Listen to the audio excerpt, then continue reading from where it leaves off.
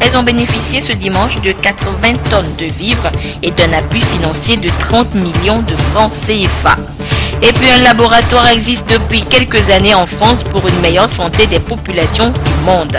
Sa mission, traquer la contrefaçon des produits pharmaceutiques. Visite guidée dans cette édition. Voilà pour les titres. Merci de nous rejoindre sur la télévision togolaise pour le journal. La pluie qui s'est abattue sur Lomé et ses environs dans la nuit de jeudi à vendredi dernier a fait des malheureux. Des milliers de personnes ont été délogées de leur habitation.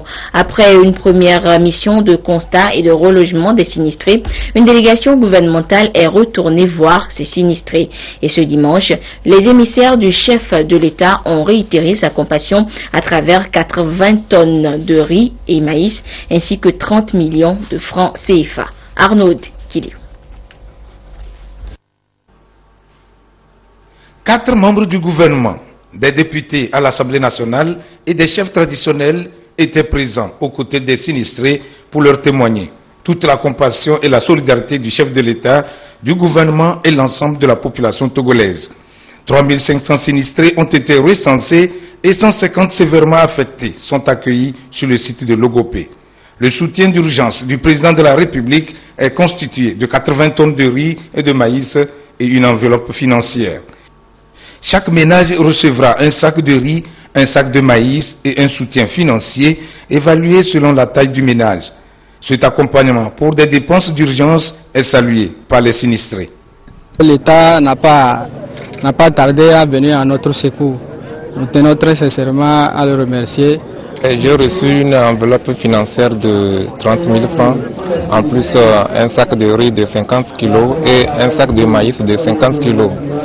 Et je suis très heureux de cette assistance et je tiens à remercier au fond du cœur le président de la République et le gouvernement pour cette initiative.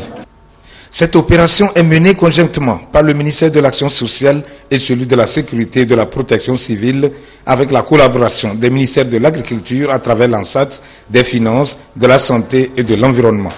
À l'issue de l'opération de secours, nous avons eu à dénombrer plus de 3000 personnes sinistrées, aussi bien à Lomé que dans les quartiers environnants. Et parmi les 3000 sinistrés, une trentaine de ménages a accepté de rejoindre le camp de Logopé, avec en tout pour tout plus de 150 personnes. Donc les opérations continuent pour limiter les effets de ces eaux de pluie. Et aussi bien qu'au camp ici, que dans les quartiers où nos compatriotes ont été sinistrés, nous avons déployé un dispositif de sécurité, parce que les gens n'ont pas pu tout emporter. Il ne faudrait pas qu'après le sinistre, qu'ils ne retrouvent pas certains de leurs biens. C'est une opération qui vient en complément des actions que nous avons déjà menées depuis le 4 juillet. Aujourd'hui, il s'agissait d'apporter un appui financier pour les dépenses d'urgence auxquelles les ménages qui ont été sérieusement affectés par les inondations pourraient être confrontés. Il s'agissait aussi de leur apporter un appui en vivres. Donc ils vont recevoir tous les coupons qui sont nécessaires pour prendre les vivres nécessaires.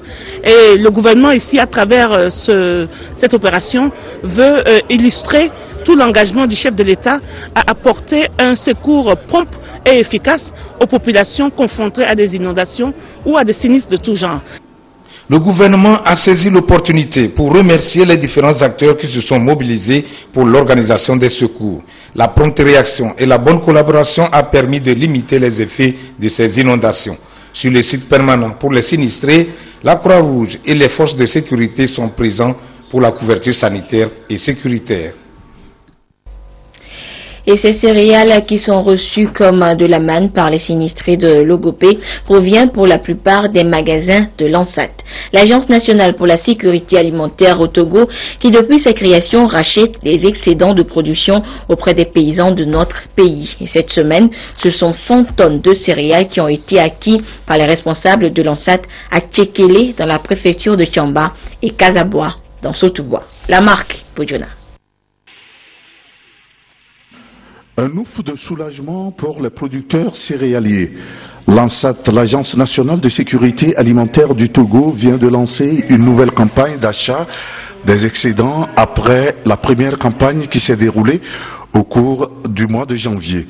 Pour cette campagne, le gouvernement a accordé à l'ANSAT 1,4 milliard de francs CFA, une somme qui permettra de mobiliser 5600 tonnes de céréales. Aujourd'hui, l'ANSAT est venu me payer le maïs jusqu'à 110 sacs. Et j'ai reçu l'argent jusqu'à 880 000 francs. Aujourd'hui, je suis très content. Avec ma famille, on est très content. Nous, les producteurs, d'abord, c'est l'argent qui travaille. Et si vous avez l'argent, qu'est-ce qui vous manque? Il faut nous a mis à notre disposition les intrants, les herbicides. On a tout mis en action. Maintenant, il reste d'emblaver et semer. Et tout est à place. Donc, c'est Dieu le Tout-Puissant que nous demandons maintenant la pluie pour que toutes ces réalisations soient accédées. Le lancement de cette campagne qui s'est déroulée à Tchekele, dans la préfecture de Tchamba, et à Kazaboua, dans celle de Chotouboua, prévoit 100 tonnes pour les deux localités, soit 16 millions de francs CFA. La particularité au niveau de Kazaboua, c'est que l'achat a concerné en grande partie des bénéficiaires de kits PADAT qui ont, après avoir bénéficié de ces kits, ont produit mais n'ont pas trouvé les marchés pour pouvoir écouler leurs produits et reconstituer ces kits. C'est pour cela que les achats les ont particulièrement concernés afin qu'ils puissent reconstituer ces kits et pouvoir se relancer pour cette nouvelle campagne. Cette opération va se poursuivre et s'étendre sur l'ensemble du territoire pour soulager les producteurs agricoles qui disposent encore d'importants stocks sous les bras, attendant de les vendre pour faire face aux charges de la campagne agricole qui est déjà bien avancée. Outre l'agriculture, le gouvernement togolais met un point d'honneur à redynamiser un autre secteur fort profitable à l'économie, le tourisme. Et presque tous les pays de l'espace Yomoa se joignent au Togo pour la réalisation de ce projet. Depuis quelques semaines, des experts de l'UMOA sillonnent les 5 régions du pays pour faire adhérer les acteurs touristiques locaux au projet. L'étape des plateaux avec la correspondance de Yves Agbivivi. Il est constaté des insuffisances dans les prestations des acteurs du tourisme au Togo, comme dans la zone de l'UMOA. Des insuffisances liées à l'accueil, à la restauration et au rôle des guides touristiques. En vue de corriger ces insuffisances et être au rendez-vous du tourisme de 2020, tourisme qui, selon l'OMT, drainerait 1,6 milliard de personnes, la commission de l'UMOA a décidé d'élaborer et de mettre en œuvre une politique commune pour inscrire l'Union dans une dynamique régionale d'émergence. Un programme a été élaboré à cet effet et qui fait l'objet de vulgarisation dans les 8 pays de l'Union. Au Togo, une tournée de sensibilisation parcourt le territoire national depuis le 19 juin. L'étape des plateaux avec les acteurs du tourisme s'est tenue à Rocotel. Il s'agit d'un grand programme adopté par l'UMOA le 1er octobre 2010 qui veut faire de l'espace communautaire un pôle majeur de destination touristique. Il est demandé donc aux comités nationaux qui ont été mis en place dans tous les pays membres de l'UMOA d'effectuer une tournée de sensibilisation des acteurs qui évoluent dans le secteur à l'intérieur du pays. Cette rencontre de sensibilisation se tient après celle des Savanes, Kara et Centrale. L'ONG Plan Togo a procédé à la revue annuelle de son projet mutuel de santé. Cette rencontre qui a rassemblé les gérants des mutuelles de santé des zones d'intervention de Plan Togo vise à faire la situation sur l'atteinte des résultats de ce projet durant l'année écoulée 2013. La marque Bojona. Dans le but d'assurer et d'améliorer la qualité du projet mutuel de santé, il est prévu d'organiser chaque année une revue annuelle des actions engagées dans la promotion de ces mutuelles initiées par Plan Togo. Cette revue est axée sur l'évaluation des progrès enregistrés, des changements induits en termes de niveau de réalisation des objectifs et des résultats, et sur les recommandations pour la suite du projet. Plan Togo, dans un de ses programme droit à la survie, a appuyé les communautés à mettre en place des mutuelles de santé qui fonctionnent déjà. Et nous avons l'année dernière fait un atelier pour élaborer un programme d'activités qui doivent être mis en œuvre tout au long de l'année. Et cette année, nous avons mis en œuvre donc ces activités. Et au bout du compte, on se retrouve aujourd'hui pour revoir tout ce que nous avons programmé de faire. Est-ce que nous l'avons d'abord fait? Comment nous l'avons fait? Quels résultats nous avons obtenus? Et les leçons que nous avons apprises. Pour cette revue annuelle, dont les travaux se sont déroulés en présence des directeurs des districts préfectoraux, des présidents des conseils d'administration, des mutuelles de santé, des autorités et politiques et administratives, le préfet de Tchaoudjo, Chimichambi Chapkro, a relevé que les mutuelles de santé apportent un bien-être indiscutable aux mutualistes régulièrement inscrits qui, à force de prendre de l'avance sur certaines maladies, voient leur expérience de vie s'améliorer. Les mathématiques ne doivent plus être considérées comme une bête noire par les apprenants, car elles sont plus qu'indispensables dans notre quotidien. C'est ce message que veulent véhiculer les professeurs de cette matière en mettant sur pied le projet de société mathématique du Togo. Des précisions avec Albertine Yakin. Susciter auprès des jeunes le goût de la recherche en mathématiques théoriques et appliquées appelle à prioriser les filières scientifiques.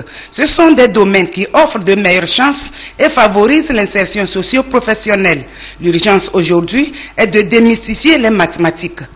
Les mathématiques constituent un enseignement qui pose problème à toute la jeunesse togolaise. Et pourtant, c'est l'une des matières les plus appliquées par tous les êtres vivants, y compris même les animaux.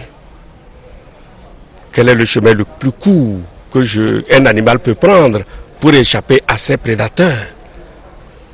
Cet animal est en train de tracer une certaine courbe. Bref, je voulais dire tout simplement que l'enseignement des mathématiques posant des problèmes, nos jeunes arrivent à l'université et sont complètement désorientés. Ceux qui devaient embrasser les filières techniques, scientifiques, pourvoyeurs d'emploi, sont contraints d'aller vers les filières où il y a une certaine massification. Il suffisait tout simplement qu'on améliore leur enseignement au primaire, secondaire, pour qu'ils aient la porte ouverte à toutes les opportunités. Qu'est-ce que les mathématiques? Quelle utilité présentent-elles dans les secteurs d'activité, en l'occurrence dans les entreprises? Ce sont là des préoccupations qui feront l'objet d'échanges au cours des activités. Les mathématiques sont un outil qui s'utilise au quotidien pour les grandes entreprises et même pour les petits promoteurs qui doivent savoir que s'ils ne basent pas leurs décisions sur les mathématiques, il y a peu de chances qu'ils atteignent l'excellence. Rendre accessibles les mathématiques à toutes les couches sociales, tel est le vœu des promoteurs. Ceux-ci envisagent l'enseignement de cette matière à partir de la maternelle en passant par l'alphabétisation, car on n'apprend pas les mathématiques pour devenir mathématicien, mais exceller dans sa profession. Au Togo, les initiatives en vue d'une bonne tenue de l'élection présidentielle de 2015 ont déjà commencé. La CEDEAO a initié avec le centre Kofi Annan pour la prévention des conflits et la consolidation de la paix une formation sur les observations électorales en février dernier à l'intention de 35 Africains dont un Togolais. Cette formation, dont l'objectif est de doter l'Afrique de ressources humaines capables d'assurer l'observation des élections, a été restituée cette semaine aux acteurs de la société civile et aux professionnels des médias. Clarisse Atikle. La plupart n'ont À quelques mois des élections présidentielles de 2015 au Togo, les différents acteurs de la société civile s'activent afin qu'elles se déroulent dans de bonnes conditions.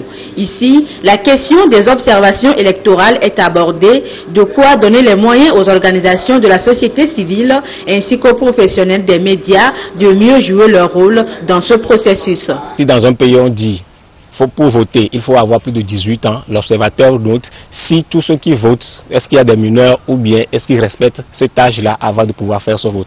Donc, en bref, à la fin, l'observateur produit un rapport dans lequel il dit si toutes les conditions par rapport au cadre légal et institutionnel ont été respectées lors d'un processus électoral.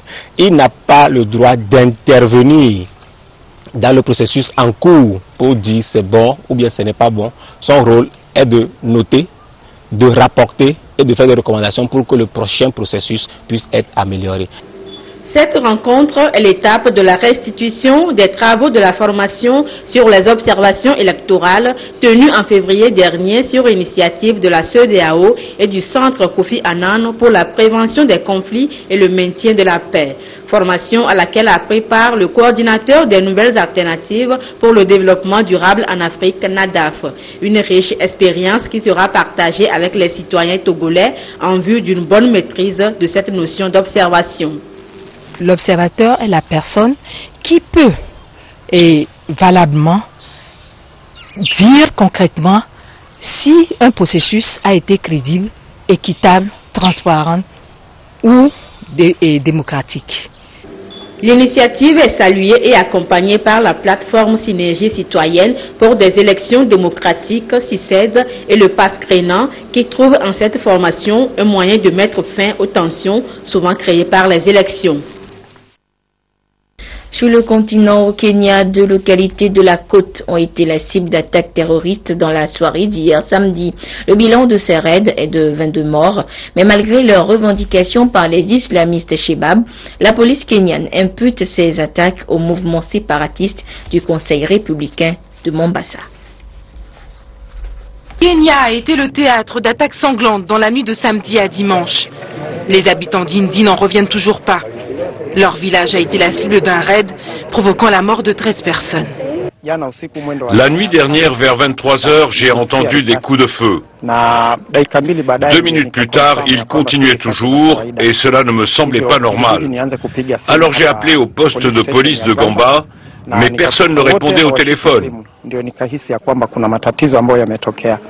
Et pour cause, au même moment, le poste de police que tentait de joindre ce villageois était aussi pris d'assaut par un groupe armé qui en a profité pour libérer l'un de ses acolytes, emprisonné depuis l'attentat du mois de juin qui avait fait 48 morts revendiqués par le groupe islamiste Shebab. 9 personnes ont été tuées lors de cette attaque, dont 8 détenus et un agent de police. Au total, selon la Croix-Rouge, 22 personnes ont péri dans des raids ciblés sur la région côtière de la Mu, très prisée par les touristes. Des attentats revendiqués par les islamistes du Shebab affiliés à Al-Qaïda, une hypothèse que réfute la police. Au début, nous pensions que c'était les Shebab, mais les premiers éléments de l'enquête montrent que l'attaque a été commise par des membres du Conseil républicain de Mombasa. Les Shebab, eux, de leur côté, continuent de revendiquer ces attaques en représailles à la présence militaire kenyane en Somalie. Toujours dans la lutte contre le terrorisme, l'armée nigériane affirme avoir tué 53 combattants de la secte Boko Haram dans l'est de Borno, dans le nord-est du pays, hier samedi. Mais on est toujours sans nouvelles des quelques 200 lycéennes retenues captives depuis plus de 2 mois. Santé à présent, le groupe pharmaceutique Sanofi va en guerre contre les faux médicaments. Il a mis en place en France le seul laboratoire spécialisé dans la traque de la contrefaçon.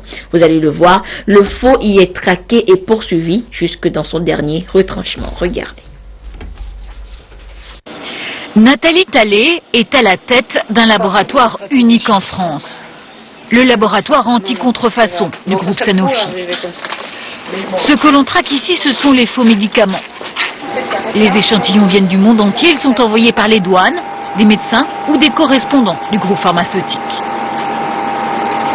Le contrôle est d'abord visuel et mieux vaut avoir l'œil exercé, Car en matière d'emballage, les fabricants de faux médicaments ont acquis un véritable savoir-faire.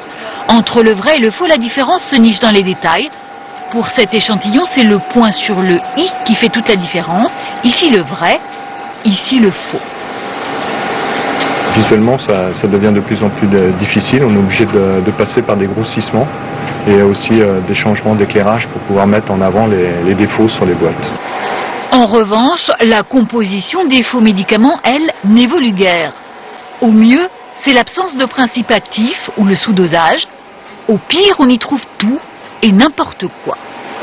Il y a des produits, surtout des formes comprimées dans lesquelles on retrouvait du plâtre, un peu, pour faire le comprimé, des ampoules aussi avec des solutions qui étaient remplacées par de l'eau du robinet, voire pire en qualité.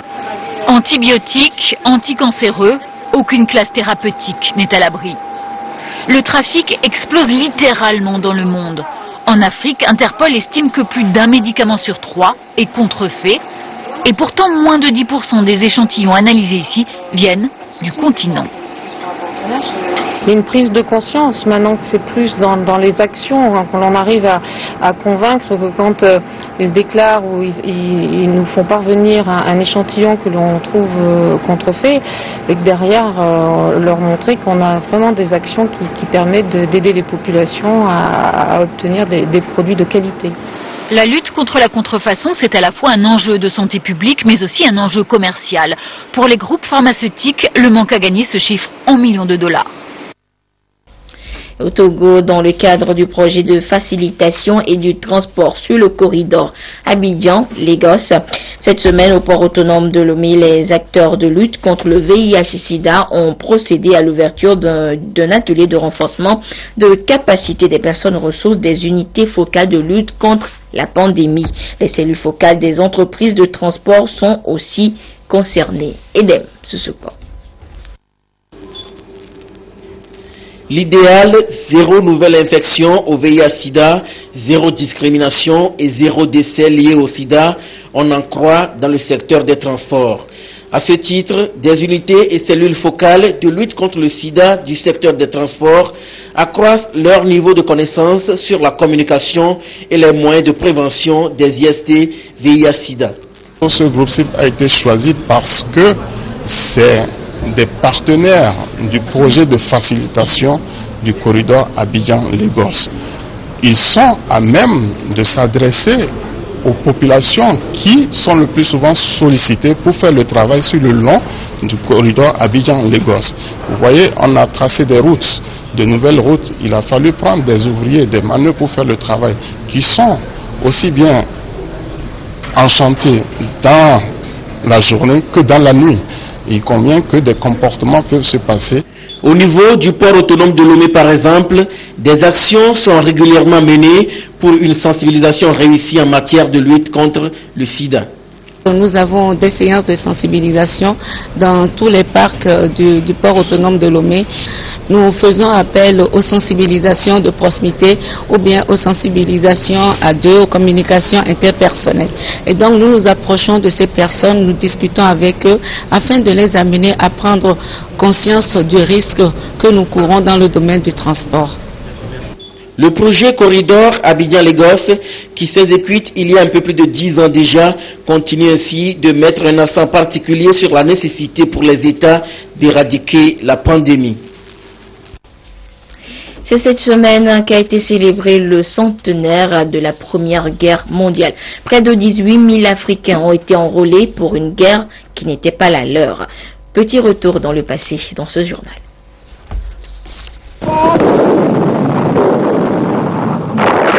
Devenu lieu de mémoire, aujourd'hui le village de Ouche-la-Vallée-Foulon, dans l'est de la France, ne fut pas toujours aussi paisible. Il y a 100 ans, ici, sur 40 km de front, entre Soissons et Reims, 1 million d'hommes sont rassemblés pour une immense offensive, celle du chemin des Dames. Parmi ces hommes, 20 bataillons de tirailleurs sénégalais sont engagés dans le secteur de la caverne du Dragon. D'un point de vue strictement militaire, cette journée fut celle des mitrailleuses allemandes. Les pertes coloniales furent terribles, 45% des effectifs. La 10e division d'infanterie coloniale, la fameuse division du général Marchand, de Fashoda.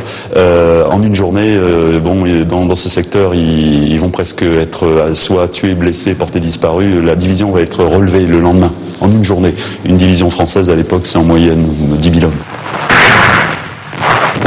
L'artillerie allemande pilonne Beauclerc, le plateau Californie et Hurtebise. On montait à l'attaque 2 ou 3 fois de suite à l'assaut des tranchées et des abris qu'il fallait occuper coûte que coûte. Une véritable hécatombe, 100 000 morts en 15 jours. L'offensive du général Nivelle est ratée, les simples soldats se mutinent, les tirailleurs du 61e BTS aussi.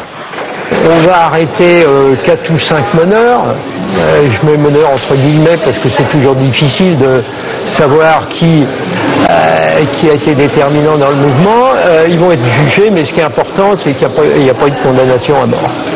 Donc en fait, on a quelque chose de similaire avec les troupes européennes. Aujourd'hui encore, la polémique de l'utilisation des troupes noires comme chair à canon est toujours vivace dans les ex-colonies. Pour preuve, un dessinateur congolais a décidé de consacrer une BD à 3 héros africains engagés au chemin des dames, Kumba, Samake et Nama. Il y a un héros qui s'appelle Kumba Bakari, qui est sénégalais, mais en fait, lui, il sort un peu du lot comme héros. On a voulu, avec le scénariste bien sûr, on a voulu travailler un peu sur un personnage qui sort un peu du lot. Lui, il s'en est sorti. Il s'en est sorti. Loin du bruit de la mitraille, Hulch a retrouvé sa quiétude. 9 statues en bois brut calcinées, intitulées Constellation de la douleur, rendent hommage aux 180 000 Africains enrôlés et précipités dans une guerre qui n'était pas la leur, la guerre des Toubabs d'il y a 100 ans, la guerre du chemin des dames. Retour en page nationale, Radio Ephata, la voix du presbytérien. C'est le canal mis sur pied par l'église évangélique presbytérienne du Togo pour propager la bonne nouvelle du Christ. Mais cette radio nécessite des moyens tant financiers que matériels pour son expansion et implantation sur toute l'étendue du territoire national. Un besoin qui était au cœur des prières ce matin au culte dominical au temple à Pégami, à Lomé. Le compte rendu avec Arnold Kili. La radio Ephata de l'église évangélique presbytérienne du Togo n'entend pas rester en marge du passage du système analogique au système numérique. Cette exigence de l'espace médiatique et la nécessité pour cette radio d'assurer une large couverture du territoire national ont conduit les responsables de cette radio à initier une campagne de mobilisation de fonds. Il s'agit ici de permettre à cette radio d'avoir les moyens nécessaires afin de mieux répondre à ses missions essentielles. La modernisation de la radio Ephata est avant tout une affaire des fidèles. Ce que nous allons récolter servira à faire l'extension de la radio parce que nos frères et sœurs qui ne sont pas proches de Lomé ne sont pas accessibles à la radio Ephata. Et les émissions sont seulement au niveau des environs de Lomé. Et quelque part à Dany et à Kouma, à Lavier, mais les gens de Palimé non plus n'ont pas accès tellement. Donc nous devons chercher maintenant, nous sommes en train de chercher maintenant à étendre la radio vers le nord. Et en plus de ça, de moderniser notre radio pour que nous répondions et nous soyons dans les normes de ce qui est radio sur le territoire togolais. Le modérateur de l'église évangélique presbytérienne du Togo, le pasteur Agbenohevi Maouli, a relevé qu'il s'agit à travers cette mobilisation d'amener cette radio à répondre aux normes et aux aspirations des populations. Les fonds doivent aussi permettre la construction d'un local propre à cette radio.